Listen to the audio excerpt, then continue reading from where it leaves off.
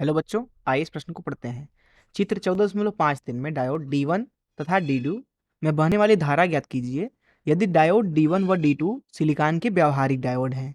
आइए इस प्रश्न की मुख्य धारा की चर्चा करें। किसी भी डायोड को कुछ इस तरीके के संकेत से दर्शाया जाता है। ये डायोड बताता है कि अगर आप इधर से वैद्युत धारा भेजना चाहें तो वैद्युत धारा बड़े ही आसानी से चली जाएगी। जैसा कि आप देख सकते हैं कि यह एक तीर का निशान है, किंतु अगर आप धारा इधर से भेजना चाहें तो यहाँ पे ये आपको दीवार दिख रहा है, ये दरअसल रुकावट को दिखाता है। अर्थात इधर से अगर आप धारा भेजना चाहें तो वो नहीं आएगा। इस डायोड को आंतरिक रूप में अगर हम बनाएं तो कुछ इस तरीके से बना सकते हैं। ये अंदर हो गया अवक्षय परत, ये हो गया अपक्षय परत के द्वारा वैद्युत क्षेत्र।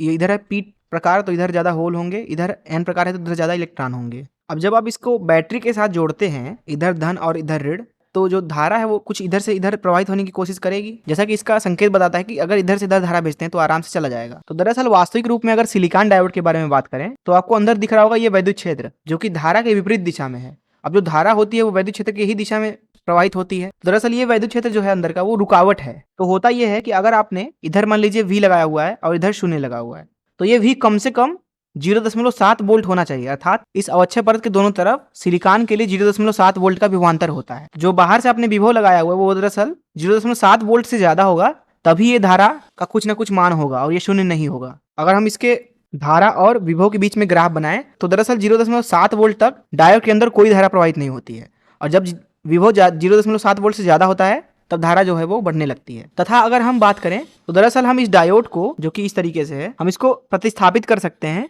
कुछ इस तरीके की बैटरी के द्वारा जिसका विभवांतर 0.7 वोल्ट के बराबर है। यह है व्यवहारिक सिलिकॉन डायोड के लिए। इस मुख्य उदाहरण से आइए इस प्रश्न को हल करें। तो यहाँ पे एक प्रतिरोध है कुछ इस तरीके से, इसका प्रतिरोध मान 1 किलो ओम है। इधर लगा हुआ है एक बैटरी कुछ इस तरीके से जिसका विभव जो है वो 15 वोल्ट है। इधर हमारे पास में दो डायोड हैं कुछ इस तरीके से, D1 एवं D2। ये है D1, ये है D2। जैसा कि हमने मुख्य उदाहरण में बात किया, हम इस D1 डायोड को दरअसल एक बैटरी से हटा सकते हैं, प्रतिस्थापित कर सकते हैं कुछ इस तरीके से। अब दोनों ही जो डायोड हैं वो दरअसल सिलिकॉन के व्यवहारिक डायोड हैं, इसलिए इस बैटरी का जो विभवांतर है वो दरअसल 0.77 वोल्ट है। अब हम मान लेते हैं कि इधर से धारा जो आ रही है वो I प्रवाहित हो रही है। ऐसी स्थिति में क्योंकि यहाँ पे ये जो AB है और जो ये PQ है ये दोनों ही सममित स्थितियां हैं, समान स्थितियां हैं, इसलिए जो यहाँ पे धारा I प्रवाहित हो रही है वो दरअसल आधा आधा दोनों में बढ़ जाएगी। अर्थात इधर भी I/2 और इधर भी I/2।